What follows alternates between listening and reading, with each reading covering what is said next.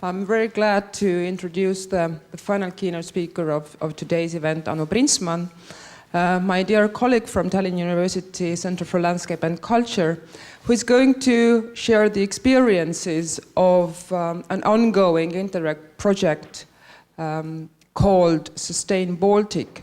And Anu will be talking about one specific tool that Stefan was also mentioning in his talk, namely Participatory GIS, how your project has used Participatory GIS and what were the wins and what didn't go that good. Well, Anu, take your time. You have your 20 minutes, even if we have a little bit over time. And after Anu's talk, we will all go and have something sweet and coffee upstairs. But Anu, floor is yours. Thank you.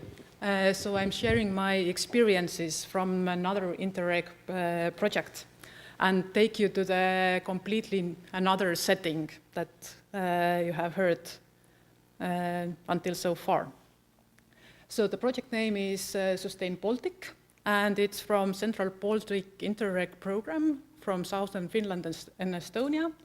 And the program priorities have been sustainable use of common resources. And if I have time, I will maybe make some end comments about these common resources. And sustainably planned and managed marine and coastal areas. The title of our project, the acronym is SustainBaltic, but the long name is ICZMs, that stands for Integrated Coastal Zone Management, Plans for Sustaining Coastal and Marine Human Ecological Networks in the Baltic region. As always, something very long. And we are now finalizing our project because the end is this November, so we have 1.5 months to finish it. And we have been cooperating together with Finnish partners, and we have 4 case areas, 2 in Finland and 2 in Estonia. So the aims were to make 4 plans, 4 ICZM plans, to do sort of a well-grounded GIS analysis to determine case areas based on that. And then the plans are assessed and reassessed by using both e-platforms and other group work exercises. So I will be talking about this point 3 today more in detail. And soon the reports will be finalized as well, so you can also read them in due course. And what we have been doing, and I think what all the presenters have today said already, that involving or asking people to participate before making up a plan is a very major concern. So we have had some interviews and focus group meetings before we set up our plan. And before delving into participatory planning details, we have few peculiarities of Estonia that we have to remember when designing coastal areas. So during Soviet time, we had this prohibited border zone area. So because Soviet power was, of course, afraid that the Estonian people will fled to Finland. So it was not allowed to go to coastal areas everywhere. There were places that you could go, but not everywhere and not every time. Much of the land is owned by state, which is also coming from the 1920s, that when the land was owned by Baltic German landlords and the land was nationalized in 1920, very many forest areas were left to state. So the data of land ownership became public only in 1st of July this year. So this is a rather new map, and the red marks the state land ownership. Also, this part of the area is Lahemaa National Park, so a lot of Lahemaa National Park area belongs to the state. What is different from Finland is that majority of the land is owned by private citizens. And of course, they didn't have the Soviet legacy, so their coastal areas are very filled up with summer houses and buildings, so Estonian coast is rather free from buildings. And in Estonia, sea is owned by the state, and currently we have this first maritime spatial planning project going on, which will be ended in December 2019, so the first ever sea planning. In Finland, the sea is owned either by private people or by state and municipalities, or these unions of municipalities do the planning. So we have very different situations how sea or the common resource is handled in these countries. And as to natural features, 2/3 of the coast is till coast, and the rest is divided between sandy and silty coast. So on a silty coast, it's very difficult to build something. So we also have a natural prerequisites of not building up our shoreline. So now going to the participatory platforms. And I think the last question for Alexei was to compare different platforms. So one, in our one case studies in Lääne County, it was used ESRI's ArcGIS online tool. So they did a kind of zoning approach to the area and asked people to mark their ideas or agreements. So as you can see on the left side, there is a panel which teaches how to use this e-platform. And it is a rather long one, and you have different links. So altogether, they had 52 suggestions from 27 people.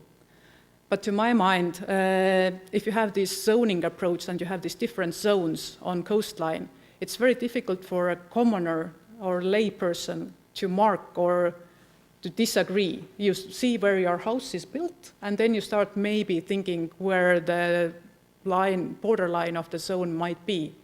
But in general, not very maybe big feedback. And in 2 Finnish cases, we also used Maptioneer.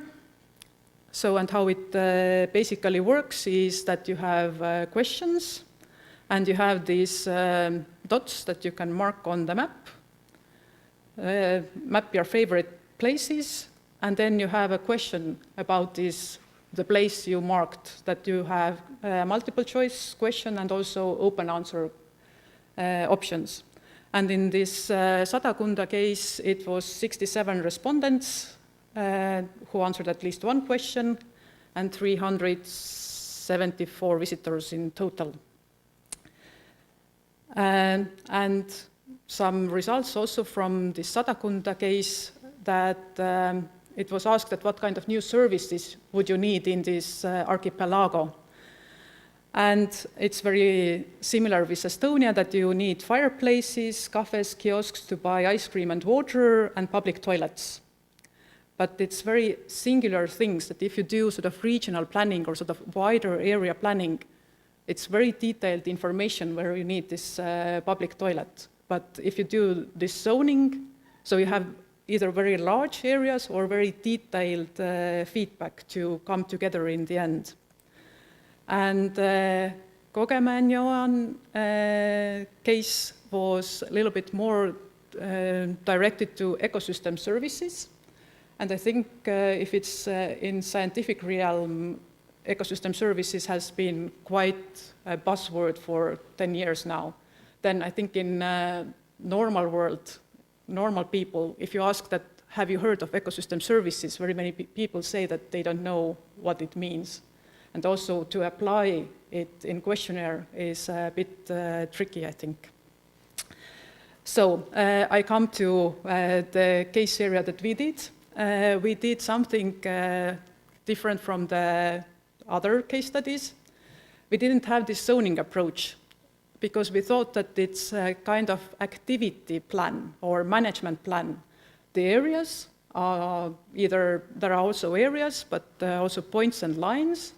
And we had activities divided into 3 topics: recreation, mobility, And something that we struggled, the title, Entrepreneurship Based on Regional Traits and Communities, or Heritage or Community-Based Entrepreneurship. Because one of the key questions in Lääne-Viru case is that it's part national park, so it's kind of elitist summer houses region. And to have sort of summer house by the seaside is sort of almost the dream of every Estonian. And on the other side, it's a very marginalized area, because on the eastern side of the test area, there are 52 villages and only 2 shops. So it's elitist and at the same time very marginalized area. And how to overcome this kind of division. So our approach was to ask about also the map questions and also about the activities questions, the feedback.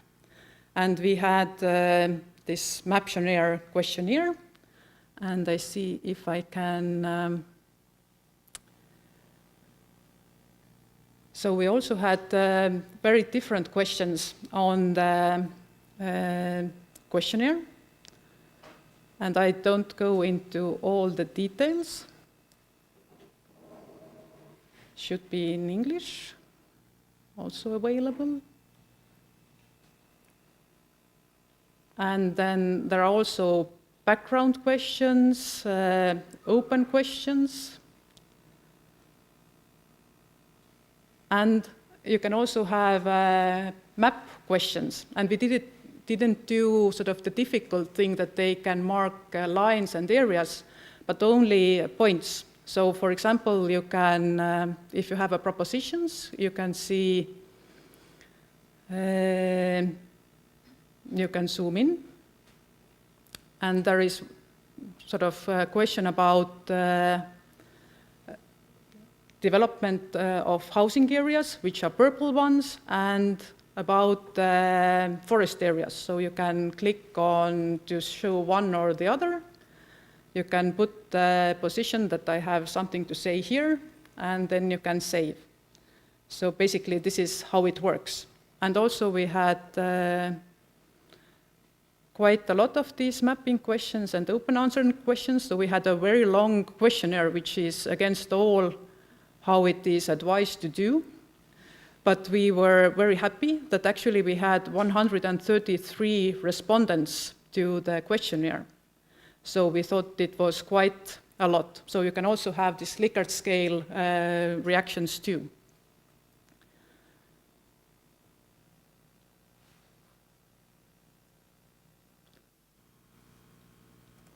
So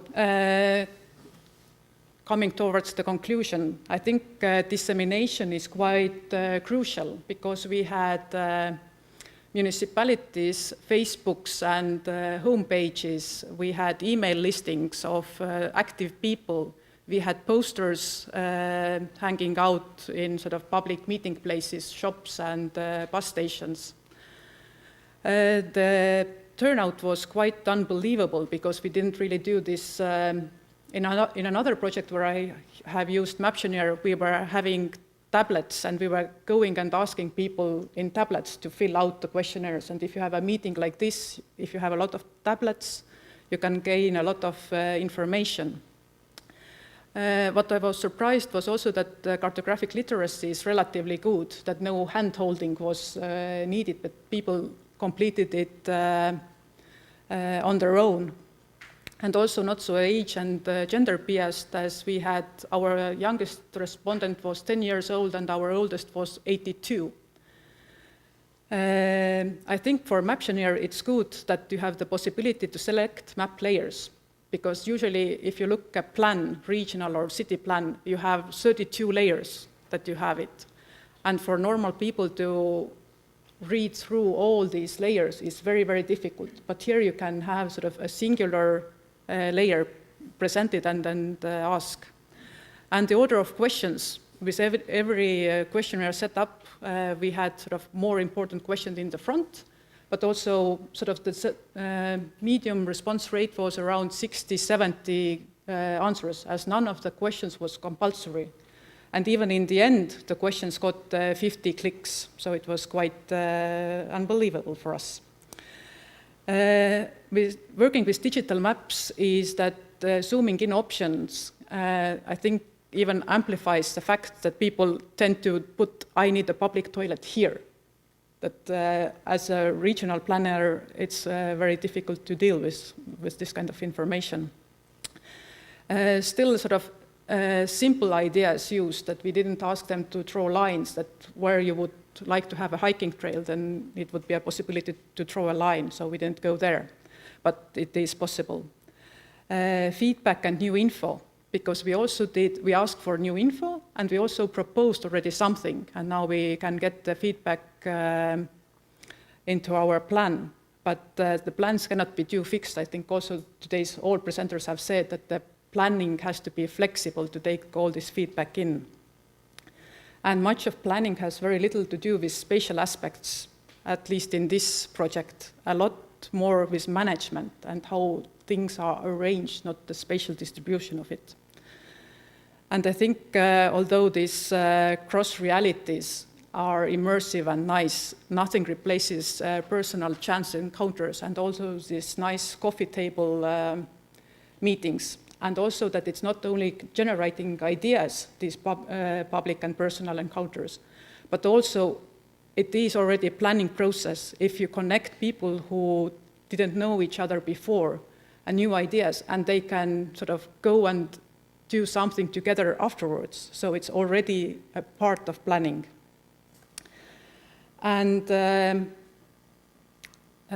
some thoughts on planning as well. They are not so new.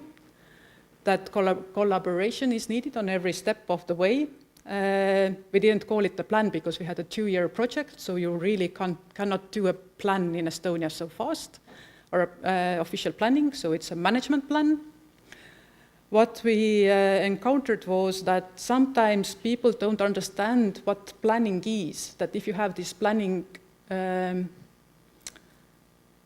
for example, we had a lot of, before this 2007-2008 crisis, there was a lot of housing areas, and now we don't need them anymore so much. So you always have to be aware that planning may not realize in the end. And we didn't do this skilted patchwork of zones, which is very typical for planning otherwise, which was maybe different.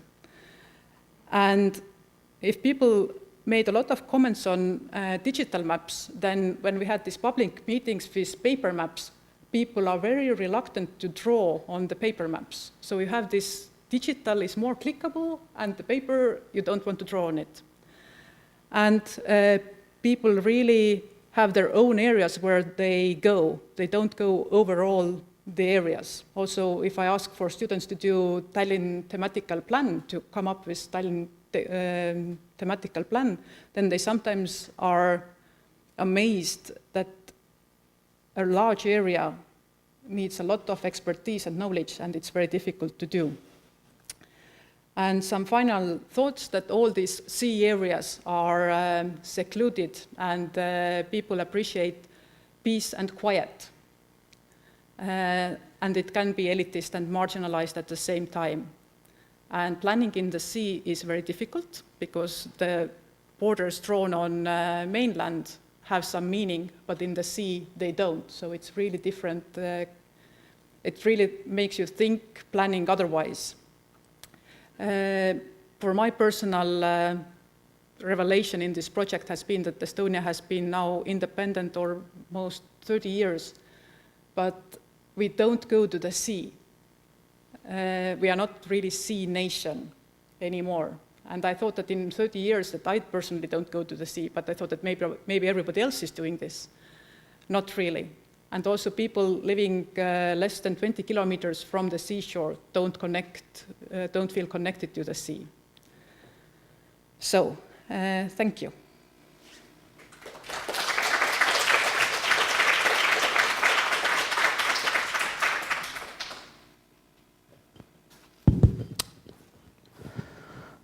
Well, thank you, Anu. Questions or maybe comments from the Padlet, or question from the audience? No. We have one question. I'll give you the microphone. just regarding the common resources, you said if you have time you would comment on that, so maybe we can go over that.